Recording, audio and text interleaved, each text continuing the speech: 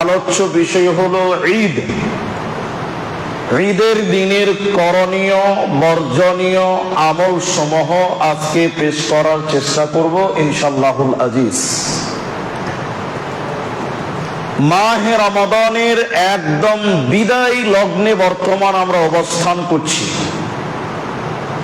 গুরুত্বপূর্ণ সময় কিভাবে অতিবাহিত করেছেন করলাম সেটা হিসাব আপনা করতে হবে।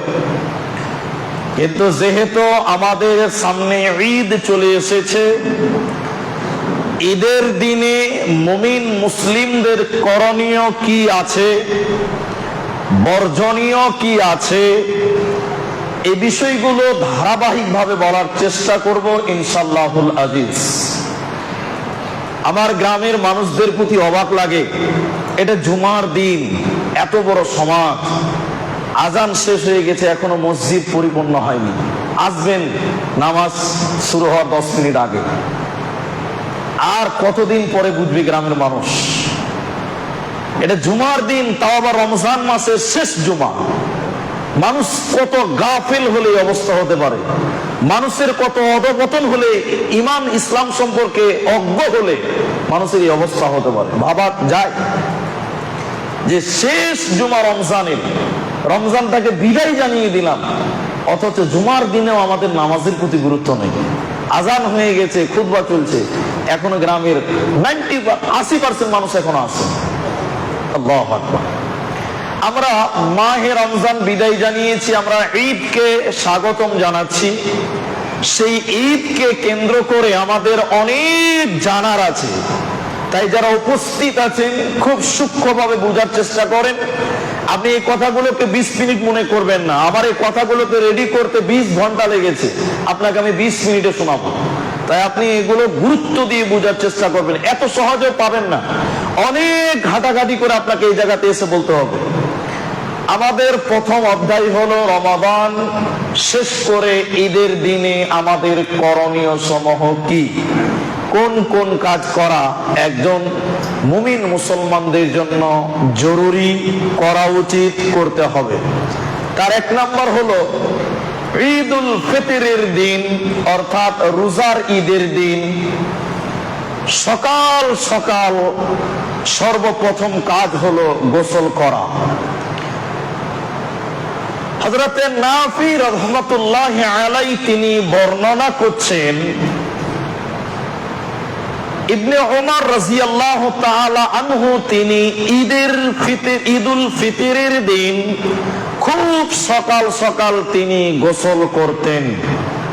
তার মানে ঈদের দিনের প্রথম কাজ হবে, ফজরের পরে সর্বপ্রথম কাজ হলো গোসল করা। গোসল করাকে ইমাম নববী রাহমাতুল্লাহি আলাইহি মাজমুআ ফাতাওয়াতে তিনি বলছেন, ঈদের দিন গোসল করা প্রথম সকালে, ফার্স্ট সকালে, এটা হলো মুস্তাহাব। ইমাম ইবনে কুদামা রাহমাতুল্লাহি আলাইহি তিনি আল মুগনি গ্রন্থের 2য় খণ্ডে তিনি লিখছেন, ঈদুল ফিতর অথবা ঈদুল আজহার দিন সর্বপ্রথম কাজ ফজরের পরে গোসল করা, এটি হলো সুন্নতি আমাল। তার মানে অতি সকাল সকাল গোসল করতে হবে ঈদের দিন। মুসল্লিদের জন্য প্রথম কাজ হলো গোসল করা, এবং সেটা তাড়াতাড়ি করতে হবে, খুব সকালে করতে হবে, অন্ধকারেই করার চেষ্টা করতে হবে। আবু দাউদ ইবনে মাজাতে হাদিস রয়েছে, আবু দাউদে 1135 নম্বর হাদিসে রয়েছে, ঈদের নামাজ যেহেতু তাড়াতাড়ি, ঈদের নামাজ যেহেতু তাড়াতাড়ি, এজন্য গোসলও করতে হবে তাড়াতাড়ি। আব্দুল্লাহ ইবনে সাইব রাদিয়াল্লাহু তাআলা আনহু থেকে হাদিস তিনি বলছেন, তিনি ছিলেন একজন রাসূলের সাহাবী, তিনার আমল, তিনার কথা, তিনার ওয়াদাটা, তিনার জবানবন্দিটা বুঝেন। আব্দুল্লাহ ইবনে সাইব রাদিয়াল্লাহু তাআলা আনহু তিনি বলছেন, তিনি নবীর সাহাবী, তিনার জামানায় তিনি ঈদের মাঠে গেলেন, তাড়াতাড়ি গেলেন, যে দেখছেন ইমাম সাহেবের আসতে দেরি হচ্ছে, তাই তিনি ইমাম সাহেবের প্রতি রাগান্বিত হলেন। তিনি সাহাবী। তিনি কে? সাহাবী। এটা নবীর পরের সাহাবী। নবী এখন নাই, সাহাবীরা বেঁচে আছে। তিনি ইমামের প্রতি অসন্তুষ্ট হলেন, রাগান্বিত হলেন এবং তিনি বললেন, তুমি যে টাইমে ঈদগাহে এলে এই টাইমে অলরেডি আমরা নামাজ শেষ করতাম নবীর জামানায়। তুমি ইমাম যে টাইমে ঈদগাহে এলে এই টাইমে আমরা নবীর জামানায় ঈদের নামাজ শেষ করে দিতাম। তার মানে তুমি দেরিতে এসেছো। তো কিভাবে কতটা নামাজ পড়তেন? সুবহ সাদিক, সুবহ তাসবিহ, হিনা তাসবিহ। কাকে তাসবিহ বলা হচ্ছে? বলছে সূর্য ওঠার পরে পরে আমরা ঈদের নামাজ পড়তাম। মুহাদ্দিসগণ বলছেন সেই টাইমটা কতটুকু টাইম? বলে সূর্য ওঠার 10 থেকে 15 মিনিট পরে পরে আমরা ঈদের নামাজ কমপ্লিট করতাম।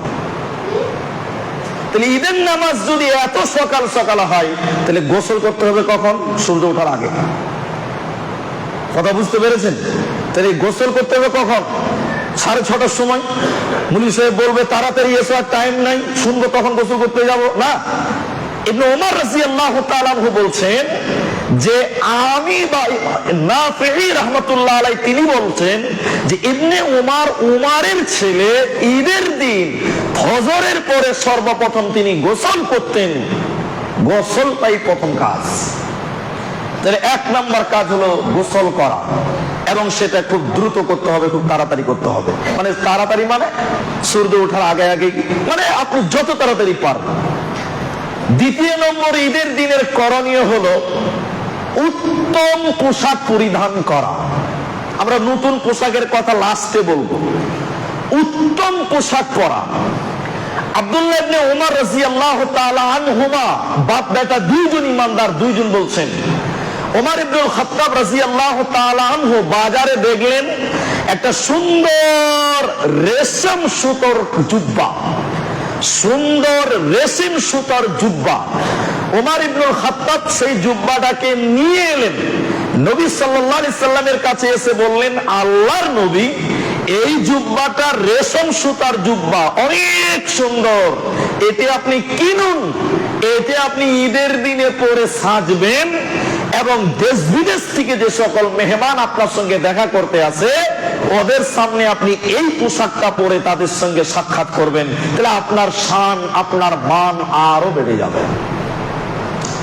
রাসূল সাল্লাল্লাহু আলাইহি ওয়াসাল্লাম তখন ওমর ইবনুল খাত্তাবকে বললেন, ওমর ইবনুল খাত্তাব, এই পোশাক সেই পিনবে, এই পোশাক তো তারাই পিনবে যাদের পরকালে কোনো লাভ হবে না, যারা পরকালে কোনো বিনিময় পাবে না।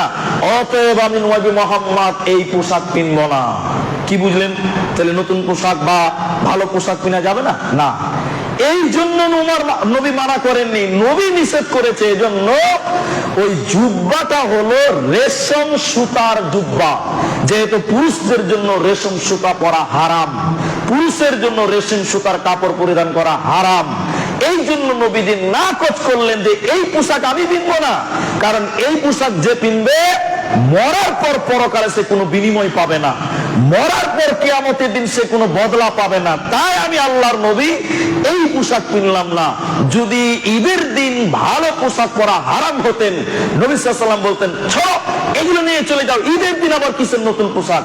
একথা মুহাম্মদ সাল্লাল্লাহু আলাইহি ওয়াসাল্লাম বলেননি, তিনি অস্বীকার করলেন। এজন্য ওটা ছিল রেশম সুতার কাপড়। কিন্তু ইবনে ওমর রাদিয়াল্লাহু তাআলা আনহু তিনার কথা, তিনার জবানবন্দি, তিনি বলছেন, ইবনে ওমর ঈদের দিন সবচেয়ে উত্তম পোশাক, সুন্দর পোশাক যতগুলো ছিল তার মধ্যে সবচেয়ে ভালো যেটা সেটা পরতেন। তার মানে ঈদের দিনের দ্বিতীয় আরেকটি মুস্তাহাব সুন্নাত আমল হলো উত্তম পোশাক পরতে হবে, ভালো পোশাক পরতে হবে। ঈদের দিন যেন আপনাকে দেখে ফকির মনে না হয়, ঈদের দিনে আপনি দুঃখিত আছেন এটা মনে না হয়। কারণ আদা ইয়াইদু ঈদান, যার অর্থ হলো ফিরে আসা, বারবার আনন্দ। ঈদ তো আনন্দ নিয়ে এসেছে, তো আনন্দের দিনে নোংরা কাপড় নয়, ছিঁড়া কাপড় নয়, উত্তম জামা, উত্তম পোশাক, দামি পোশাক, ভালো পোশাক ঈদের দিন পরেন। তাহলে 1 নাম্বার গোসল করা, 2 নম্বর উত্তম পোশাক পরিধান করা। আমি কিন্তু নতুন পোশাকের কথা বলিনি, এটা মনে রাখবেন। কথা যেন উল্টা পাল্টা না হয়। আমি বলেছি উত্তম পোশাক। আপনার 5টা পোশাক আছে, 5টা জামা প্যান্ট আছে, ওইটাই 5টার ভিতরে সবচেয়ে যেটা ভালো সেটা আপনি পরবেন। আমি বলিনি যে ঈদের জন্য মার্কেট করতেই হবে আপনাকে, এটা আমি বলিনি, মুহাম্মদ সাল্লাল্লাহু আলাইহি ওয়াসাল্লাম বলেন। তিনি বলেছেন সাহাবীরা উত্তম করতেন, উত্তমটা। 3 নাম্বার ঈদের দিনের করণীয়, আমরা সময় মিলাতে পারবো না, শর্টে বলবো। 3 নাম্বার ঈদের দিনের সাজসজ্জার ভিতরে রয়েছে সুগন্ধি ব্যবহার করা, আতর ব্যবহার করা। আব্দুল্লাহ ইবনে ওমর রাদিয়াল্লাহু তাআলা আনহু তিনি আবার বলছেন, তিনি ঈদের দিন গোসল করতেন, উত্তম পোশাক পরিধান করতেন এবং তিনি সুগন্ধি ব্যবহার করতেন, আতর ব্যবহার করতেন। মুহাম্মদ সাল্লাল্লাহু আলাইহি ওয়াসাল্লাম আতরকে সবচেয়ে ভালোবাসতেন। অফিরায়াতিন ইয়াউমুল জুমআতে, জুমার দিন তিনি গোসল করতেন, মিসওয়াক করতেন, উত্তম পোশাক পরিধান করতেন, আতর ব্যবহার করতেন, সুগন্ধি ব্যবহার করতেন। জুমার দিনকে ঈদের দিন বলা হয়, জুমাকেও ঈদ বলা হয়। জুমাতেও খুতবা আছে, নামাজ 2 রাকাত, ঈদের দিনে খুতবা আছে, নামাজ 2 রাকাত। এইজন্য আল্লামা ইবনে কুদামা রাহমাতুল্লাহ আলাইহি তিনি বলছেন, ঈদের দিন পুরুষদের জন্য উত্তম পোশাক পরার পর তারা আতর ব্যবহার করবে, হালাল সেন্ট ব্যবহার করবে, হালাল সেন্ট। মেয়েরা আতর ব্যবহার করতে পাবে না। ঈদের দিনে মেয়েরা শরীরে আতর সেন্ট ব্যবহার করে ঈদের মাঠে যেতে পাবে না, একদম হারাম। পরে আসবে, করা যাবে না গুলো পরে বলছে, আগে যাবে গুলো শুনে। 3 নাম্বার হয়ে গেল। 4 নাম্বার, ঈদের জন্য যখন বাড়ি থেকে বের হবেন প্রথম কাজ হবে খেজুর খেয়ে যেতে হবে। ঈদুল ফিতর, রোজার ঈদের দিন খেজুর খেতে হবে। আনাস রাদিয়াল্লাহু তাআলা আনহু থেকে বর্ণিত, তিনি বলেন রাসূল সাল্লাল্লাহু আলাইহি ওয়াসাল্লাম ততক্ষণ পর্যন্ত ঈদের জন্য বাড়ি থেকে বের হতেন না, রোজার ঈদের দিন অতক্ষণ পর্যন্ত ঘর থেকে বের হতেন না যতক্ষণ পর্যন্ত তিনি খেজুর না খেয়েছেন। মিষ্টি জাতীয় জিনিস খাওয়া মুস্তাহাব, খেজুর খাওয়া সুন্নাত। খেজুর খেতেন, কয়টি খেজুর খেতেন? আনাস রাদিয়াল্লাহু তাআলা আনহু তিনি বলেন রাসূল সাল্লাল্লাহু আলাইহি ওয়াসাল্লাম বেজুর সংখ্যক খেজুর খেতেন, 1টি, 3টি, 5টি বিত্র। নবী সাল্লাল্লাহু আলাইহি ওয়াসাল্লাম বেজুর সংখ্যক খেজুর খেয়ে ঈদের মাঠে যেতেন রোজার ঈদের দিন।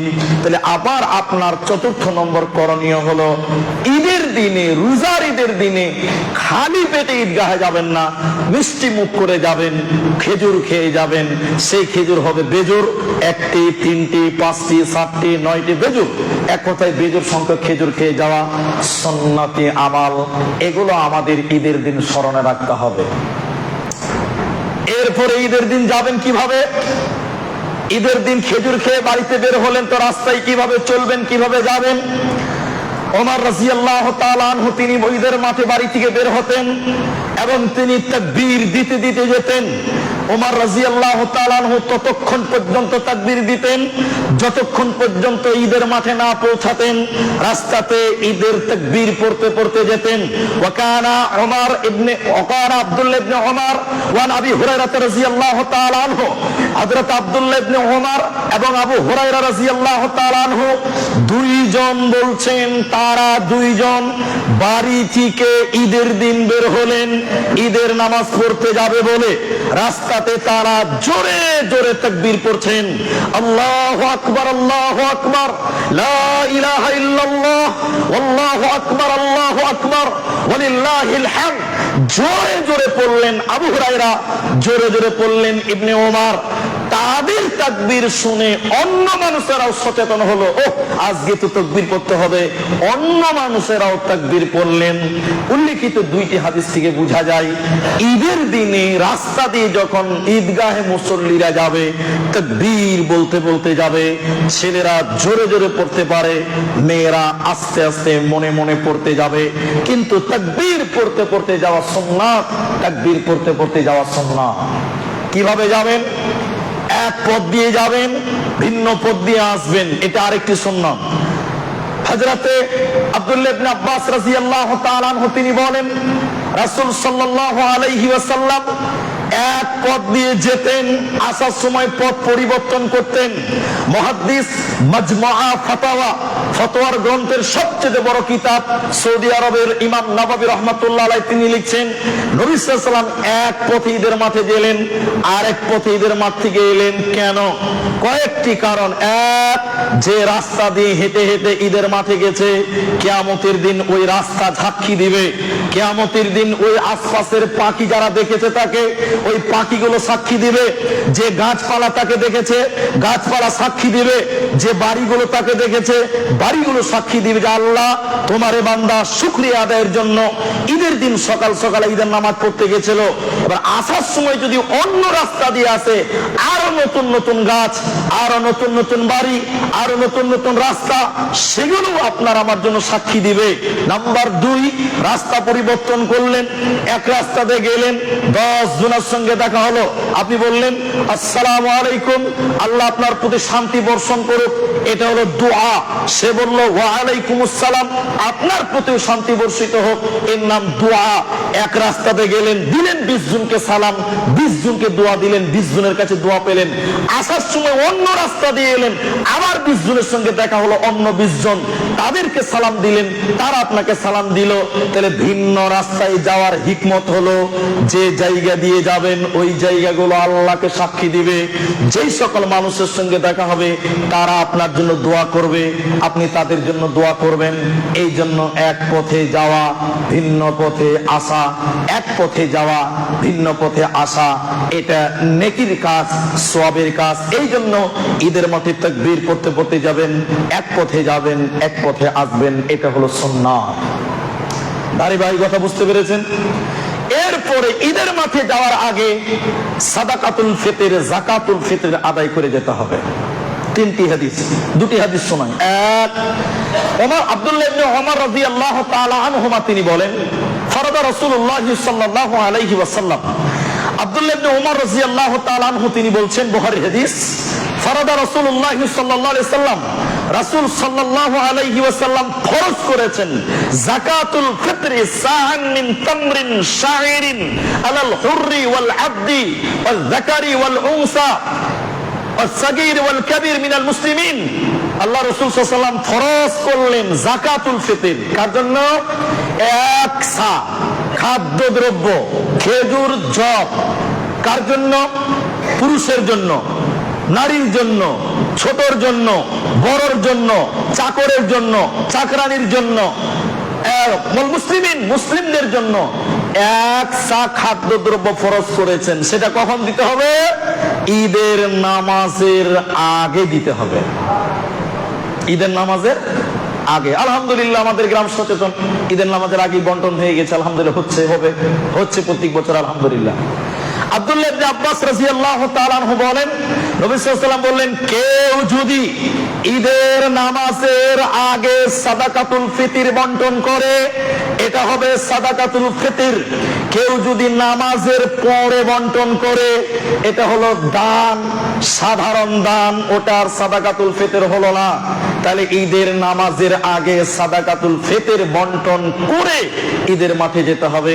সাদাকাতুল ফিতর বন্টন করার পরে আপনাকে আমাকে ঈদের মাঠে উপস্থিত হতে হবে। এরপরে আপনার খুতবা, ঈদের মাঠে যখন আমরা চলে গেলাম, ঈদের মাঠে যখন আমরা উপস্থিত হয়ে গেলাম, সেখানে আমাদের করণীয় হচ্ছে এক, খুতবা নামাজের আগে ঈদের মাঠে আর কোনো কাজ নাই, কোনো ইবাদত নাই। প্রথম ইবাদত ঈদের মাঠে হলো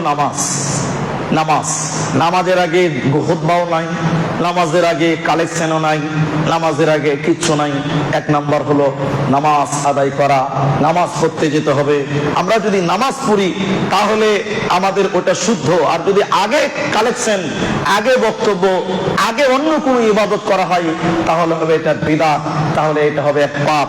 তাহলে আমাদের জন্য প্রথম কাজ হবে ঈদের মাঠে যাওয়ার পরে নামাজ কায়েম করা। লা আযান ওয়ালা ইকামা ওয়ালা নিদা নেদা, হাদিসের শব্দ। ঈদের মাঠে গিয়ে ডাকাডাকি, একামত, আজান, আজান মানে ডাকা, আহ্বান মানে নেদা, এগুলো কিচ্ছু করবেন না। ঈদের মাঠে যে পরিষ্কার ভাবে বসে থাকেন, টাইম হয়ে গেছে নামাজ পড়বেন। এরপরে হলো খুতবা শ্রবণ করা। ঈদের নামাজের জরুরি, ঈদের দিনের জরুরি কাজ হলো খুতবা শ্রবণ করা। মানুষটি কত পেরেশান, আল্লাহুস সামাদ। সারা জীবন আপনি ব্যয় করলেন সংসারের জন্য, জীবনের পেছনে দৌড়লেন। হাজি, বছরে 2টি ঈদ, খুতবা হবে 20 মিনিট, খুতবা হবে 15 মিনিট। মানুষের ধৈর্য হয় না। এইটুকু টাইম মানুষের খুতবার জন্য মানুষের ধৈর্য নাই। আব্দুল্লাহ ইবনে সাবিত রাদিয়াল্লাহু তাআলা আনহু তিনি বলেন, আমি রাসূল সাল্লাল্লাহু আলাইহি ওয়াসাল্লামের সঙ্গে ঈদের মাঠে গেলাম। আমি রাসূল সাল্লাল্লাহু আলাইহি ওয়াসাল্লামের সঙ্গে ঈদের মাঠে যখন গেলাম, নবী সাল্লাল্লাহু আলাইহি ওয়াসাল্লাম প্রথমে গিয়ে আগে নামাজ পড়ালেন, এরপরে দাঁড়ালেন, দাঁড়িয়ে বললেন, এখন আমরা খুতবা দিব, এখন আমরা খুতবা দিব, তোমরা বসে যাও, যারা বসবে বসে যাও। মুহাদ্দিসগণ বলছেন এমন একজন মুসল্লি ছিল না যে রাসূলের সামনে থেকে উঠে চলে গেল, কেউ ছিল না। রাসূল খুতবা দিলেন, সবাই মনোযোগ সহকারে খুতবা শুনলেন, কারণ জানার প্রয়োজন আছে। বসে থাকলে দোয়া করবে, বসে থাকলে আল্লাহ রহমত বর্ষণ করবে। তাহলে ঈদের দিনে ঈদের নামাজ ঈদগাহে যে প্রথম কাজ। দ্বিতীয় নম্বর হলো আপনার খুতবা শ্রবণ করতে হবে। কি এমন ব্যস্ত আপনি আছেন? সাহাবায়ে কেরাম বলছেন, এরপরে হাদিস আব্দুল্লাহ ইবনে আব্বাস রাদিয়াল্লাহু তাআলা তিনি আবার বলছেন, আমি রাসূলের সঙ্গে ঈদের মাঠে গেলাম। ওই যে এর আগে বললাম, আব্দুল্লাহ ইবনে আব্বাস কার সঙ্গে ঈদের মাঠে গেলেন? রাসূলের সঙ্গে। কেন? তিনি বলছেন তিনি গেলেন এক রাস্তায়, এলেন এক রাস্তায়, আমি ছিলাম। আবার তিনি বলছেন, আমি রাসূলের সঙ্গে ঈদের মাঠে গেলাম। ঈদের মাঠে গিয়ে তিনি প্রথমে নামাজ পড়ালেন, এরপরে তিনি খুতবা দিলেন। সঙ্গে সাথী সাহাবায়ে কেরাম মনোযোগ দিয়ে তিনি খুতবা শুনলেন। খুতবা শুনতে হবে, খুতবা শোনা জরুরি। সেদিন আপনি কেন এত ব্যস্ত হলেন, চলে গেলেন কেন? 20টা মিনিট কি আপনি দোয়া করবেন না? মুসলিম মিল্লাতের জন্য দোয়া হবে, হাদিস এরপরে আসছে। দেখেন, খুতবা শুনতে হবে, এটা আপনার তারপরের কাজ। এবং সেই ঈদগাহে যাবেন তো একা গেলে হবে না, একা গেলে হবে না। আপনার ছেলে মেয়েদেরকে নিয়ে যেতে হবে, আপনার মেয়েদেরকেও নিয়ে যেতে হবে, মেয়েদেরকে নিয়ে যেতে হবে, এটা আদেশ। ইমাম বুখারী আলাইহি রাহমাত তিনি বলছেন, ওয়ান উম্মে আতিয়া রাদিয়াল্লাহু তাআলা আনহা قال, উম্মে আতিয়া রাদিয়াল্লাহু তাআলা আনহা থেকে বর্ণিত, তিনি বলেন, আমাদেরকে নবীর জামানায় আদেশ করা হলো। নবীজি বললেন, তোমরা তোমাদের মেয়েদেরকে ঈদের মাঠে নিয়ে যাও, যুবতী মেয়েদেরকে ঈদের মাঠে নিয়ে যাও, সাবালিকা মেয়েদেরকে ঈদের মাঠে নিয়ে যাও, ঋতুবতী, হাইজওয়ালি, মেন্সওয়ালি, নাপাকওয়ালি, আওরাত, ইমরাত মেয়েদেরকে ঈদের মাঠে নিয়ে যাও। নাপাক মেয়েরাও ঈদের মাঠে যাবে। যে মেয়ে নামাজ, যার জন্য জায়েজ নেই, যে মেয়ে নামাজ পড়তে পারবে না, রাসূল আদেশ করলেন সেই মেয়েকে ঈদের মাঠে নিয়ে যাও। কেন কেন কেন?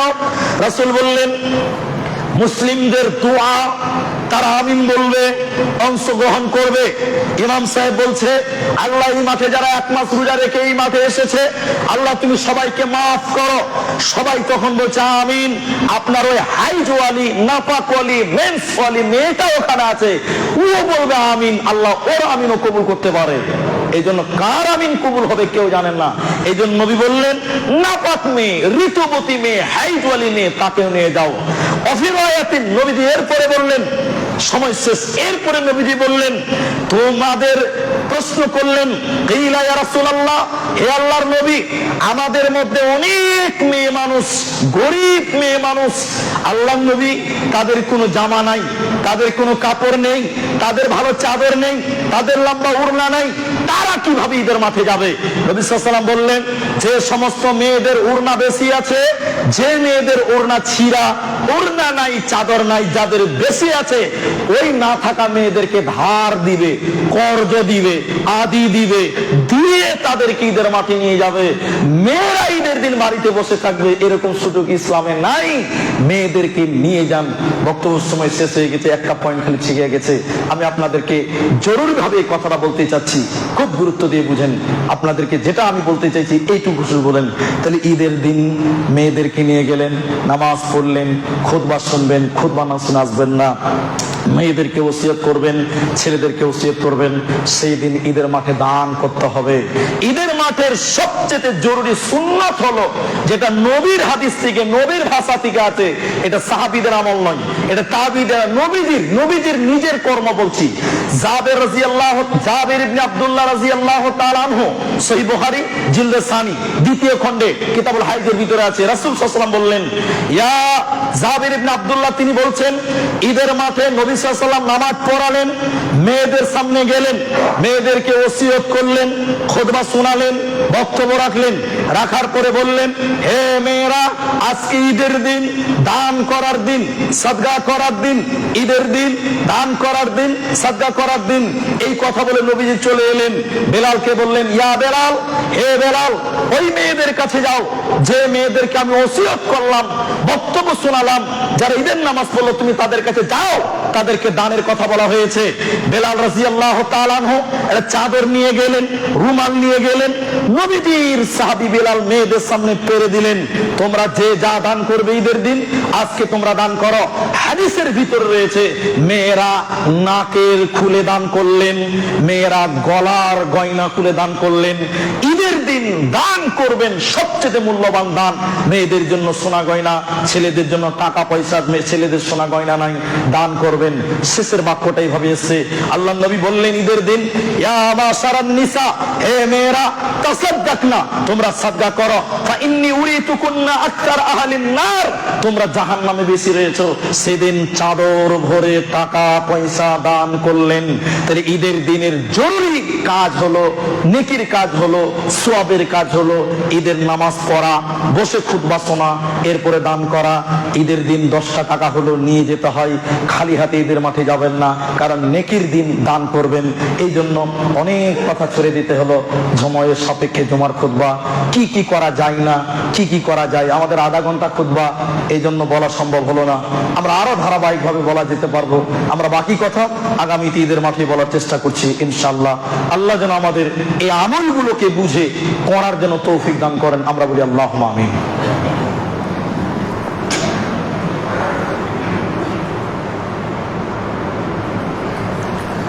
আলহামদুলিল্লাহ, ওয়াসসালাতু ওয়াসসালামু আলা রাসূলিল্লাহ ওয়া আলা আলিহি ওয়া সাহবিহি ওয়া সাল্লিমু তাসলিমান কাসীরান কাসীরা। আমি আমার গ্রামের প্রত্যেকজন বড় ভাই, ছোট ভাই, স্নেহের, শ্রদ্ধার যারা আছেন এখানে, নারী পুরুষ যারা শুনছেন, অন্তত জুমার দিন আজানের আগে মসজিদে আসবেন। আপনার খুতবা ভালো লাগুক চাই না লাগুক, এখানে বসে থাকতেই হবে। কারণ যেই ইমাম মেম্বারে চেপে যায়, এর আগে ফেরেশতারা ওই গেটে বসে থাকে। কে ঢুকলো? আব্দুর রহমান, লেখলো আব্দুর রহমান, কত নেকি পাবে? এটা গরু সাদকা করার নেকি পাবে। কে ঢুকলো? হবিবুর রহমান, কি পাবে? পাবে একটা ছাগলের সমান নেকি। কি পাবে? মুরগির সমান। আজানের আগে যতজন মসজিদে ঢুকছে সবার নাম লেখলো খাতাতে। কোন খাতাতে?